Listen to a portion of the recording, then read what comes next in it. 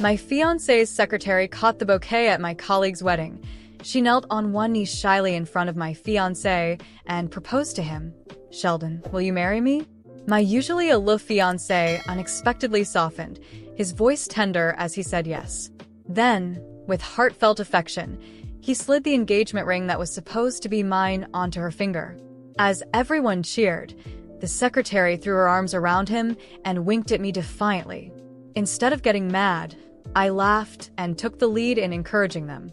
The mood's perfect. Why not seal it with a kiss?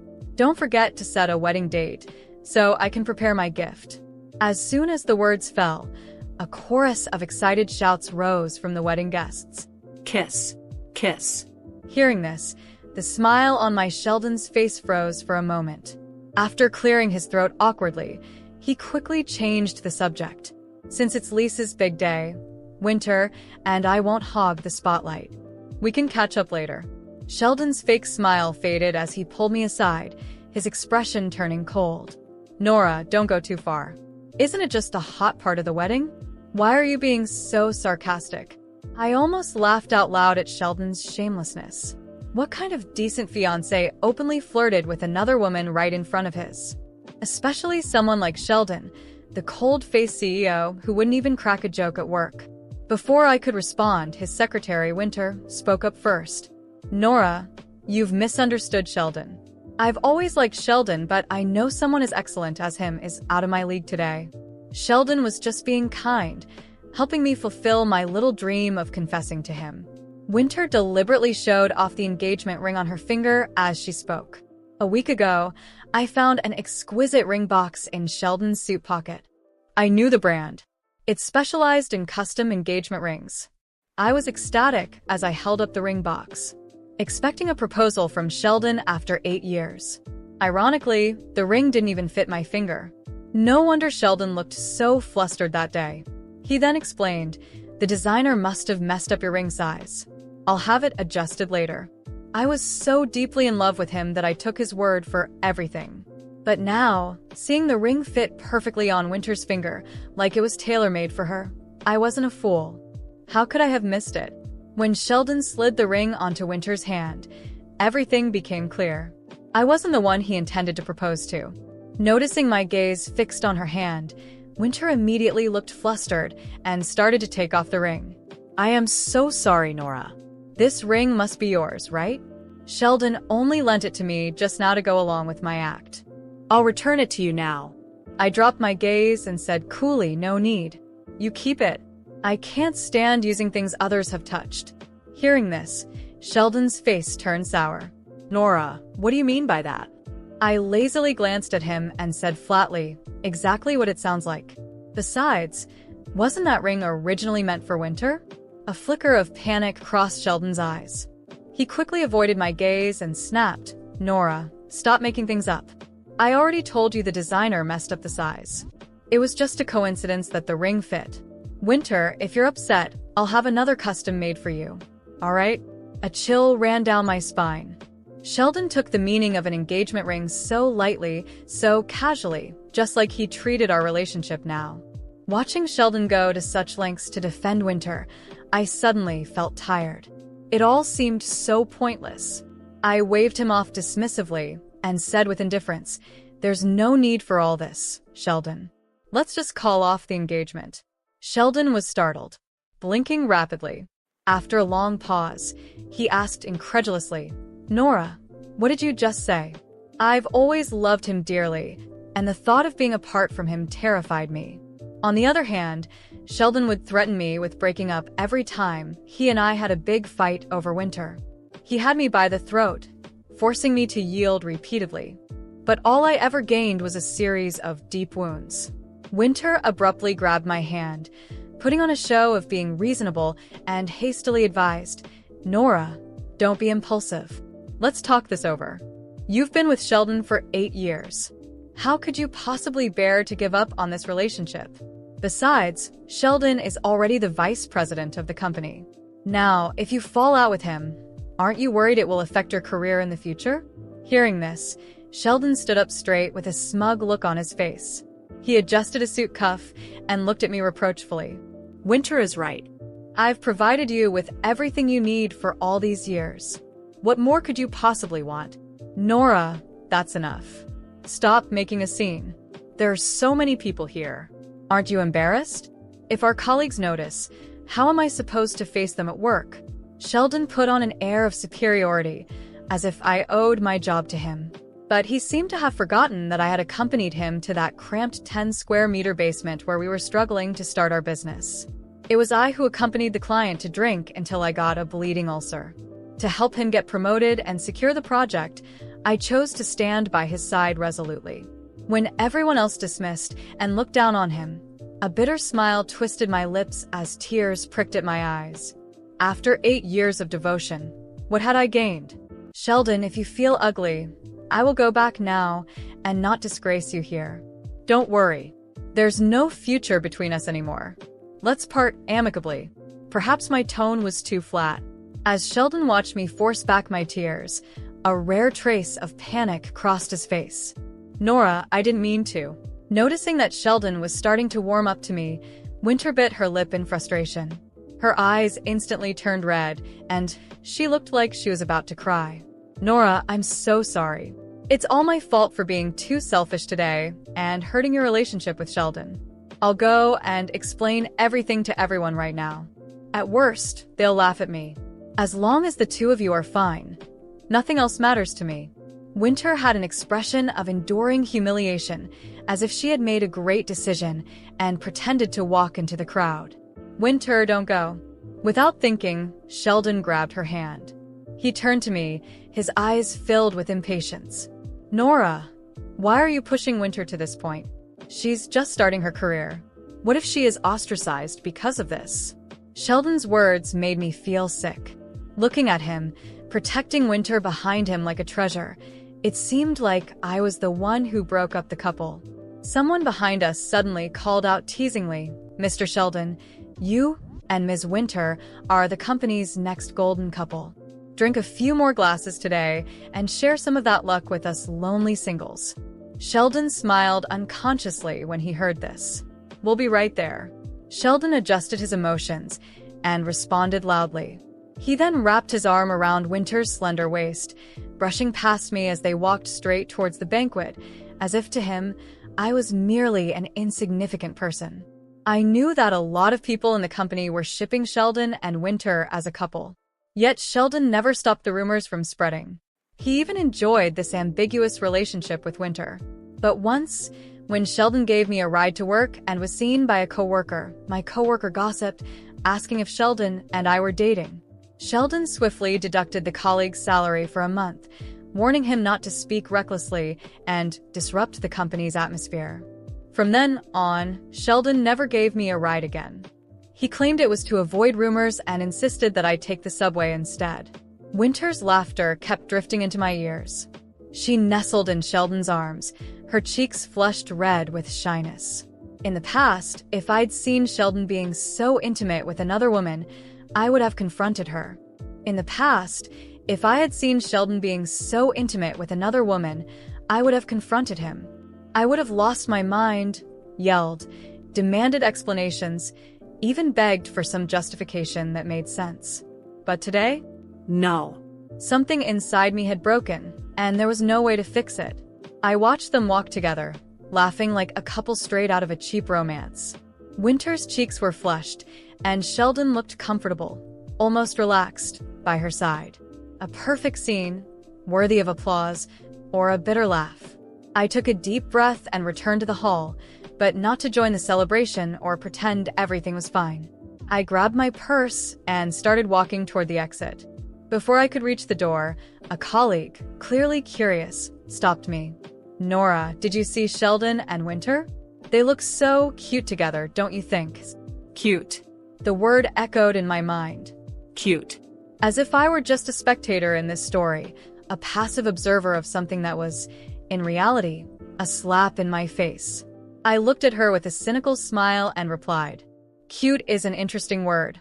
I'd call it pathetic." She blinked, confused, but I didn't wait for more questions. I left the hall without looking back. Outside, the night air was cold, but I felt like I could breathe for the first time in hours. I took out my phone, opened a ride app, and ordered a car. While I waited, I thought about everything that had happened over the past years. 8 years of sacrifices, veiled humiliations, and empty excuses. 8 years of believing we were building something together, only to discover that, in the end, I was just a stepping stone for Sheldon to reach his own glory. When the car arrived, I got in without saying a word to the driver. I just asked to be taken home. During the ride, my thoughts were a whirlwind. Part of me wanted to disappear, to run away to some place where no one knew my name or my story. But another part, a part one barely recognized, was furious. A cold, calculated anger was growing inside me. When I got home, I sat on the bed and opened my laptop. For months, I had been keeping evidence of how Sheldon conducted his business. Contracts, compromising emails, messages he thought no one would ever see. It wasn't something I had ever intended to use, but now everything felt different. He hadn't just betrayed me emotionally, he had treated me as disposable, as if my presence were nothing more than a convenience for him. I spent the next few hours organizing everything, every document, every message, every detail. I wasn't doing this to hurt him out of revenge, but to protect myself. He had already made it clear that he wouldn't hesitate to discard me if it served his interests. I couldn't let him walk away unscathed. The next morning, I went to the office as usual. Sheldon arrived a little later, accompanied by Winter, both of them radiant. I watched them from a distance, keeping my expression neutral. When he finally saw me, he hesitated for a moment, but then approached with that fake smile of his. "Nora, can we talk?" I knew he didn't actually want to talk.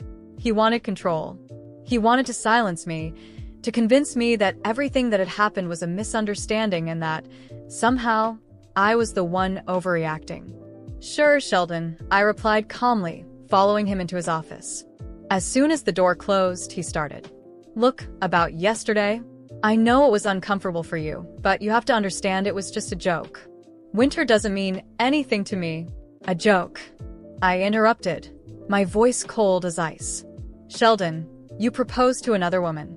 You put a ring that was supposed to be mine on her finger. That's not a joke. It's an insult." He opened his mouth to respond, but I didn't give him a chance. "And furthermore, you're standing here defending Winter as if she's the victim. But who is it that helped you get to where you are? Who stood by your side when no one else believed in you? Who sacrificed years of their life, their career, their health, so you could succeed?" He was silent, but I continued. "Sheldon, you didn't just betray me. You disrespected me. And you know what? It's over. I don't want this anymore. I don't want you anymore." He tried to argue, but I had already made up my mind. That afternoon, I handed in my resignation letter. I didn't need him or the company anymore. I used the evidence I had collected to ensure he couldn't harm me in the future. I walked out of the office with my head held high, feeling a freedom I hadn't felt in years. Sheldon could carry on with Winter, but deep down, I knew he would never have what I had given him: loyalty, true love, and unwavering dedication. As I walked down the street for the first time in a long time, I smiled. I had wasted 8 years of my life with Sheldon, but I wouldn't waste another second. After leaving the office that day, the feeling of freedom was overwhelming. Every step I took away from Sheldon felt like shedding years of weight off my shoulders. But I knew starting over wouldn't be easy. I was beginning from scratch, with no job and none of the connections I had built in his company. The future was uncertain, but for the first time in a long while, I felt in control. That night, at home, I sat on the couch with a cup of tea and began listing my skills and experiences.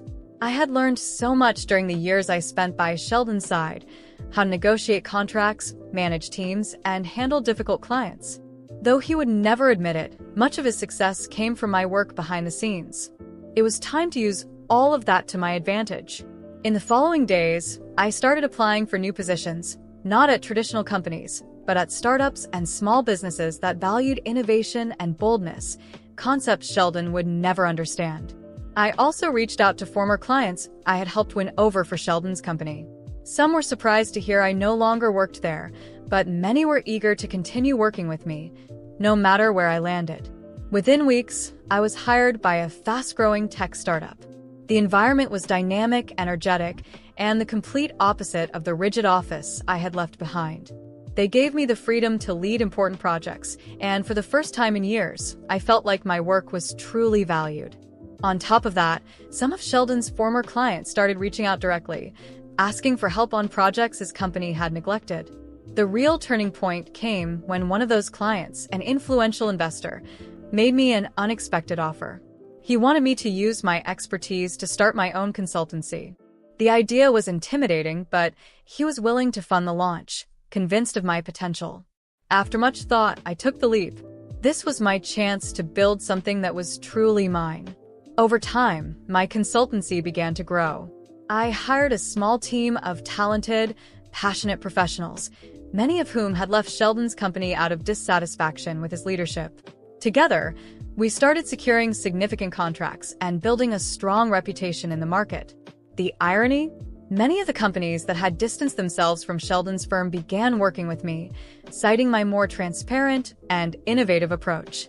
Meanwhile, rumors about Sheldon and Winter's situation started to circulate. Apparently, things weren't going as smoothly as they seemed. Without me to balance the business, Sheldon's company began facing serious issues. He lost several key contracts to my consultancy, and clients started questioning his ethics and leadership. Winter, whom he had hastily promoted to prominent roles, proved to be incompetent, creating even more problems. It wasn't long before she left the company, taking what little was left of Sheldon's damaged reputation with her. One day, as I reviewed documents in my new office, I received an unexpected email. It was from Sheldon. He wanted to schedule a meeting to discuss a potential partnership. I laughed as I read the message. He was desperate, trying to salvage what was left of his company. But I didn't need him. I politely declined and returned to what truly mattered, my own success. Months later, I was invited to a networking event filled with entrepreneurs, investors, and industry leaders. As I mingled, making new connections, I spotted a familiar figure in the corner of the room. Sheldon. He looked worn down, as if the weight of all his poor decisions had finally caught up to him. He noticed me and hesitated before trying to approach. But before he could say anything, I was called to the stage to speak about my consultancy's growth and my innovative work in the industry. His expression as I spoke was one of pure disbelief. At the end of the event, as I chatted with other entrepreneurs, Sheldon finally worked up the courage to approach. "Nora, can we talk?" he asked, his voice more humble than I had ever heard. I looked at him, remembering all the years of pain and sacrifice I had endured by his side. But now I was a different person. I smiled politely and replied, "There's nothing for us to talk about, Sheldon. I'm exactly where I'm supposed to be. And you? I hope you've learned something from all of this." I left him there without waiting for a response and returned to my conversation. I didn't need Sheldon, his apologies, or any remnants of the past. I had built something for myself, something solid, and I knew the best was yet to come. That day marked the definitive closure of a painful chapter in my life. It was no longer about what I had lost, but about what I had gained.